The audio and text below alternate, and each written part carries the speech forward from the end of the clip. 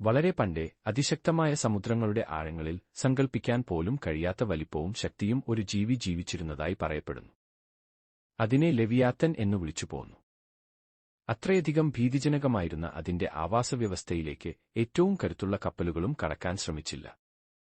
അതിന്റെ ശരീരം ഇരുമ്പുപോലെ തിളങ്ങുന്ന ചെതുമ്പലുകളാൽ മൂടിയിരുന്നു. ഒരേയൊരു കൂട്ടം കപ്പലുകളെ പോലും അതിന്റെ ഒരു ആവർത്തനത്തിൽ വിഴുങ്ങാൻ കഴിയുന്ന വലിപ്പം അതിന് ഉണ്ടായിരുന്നു.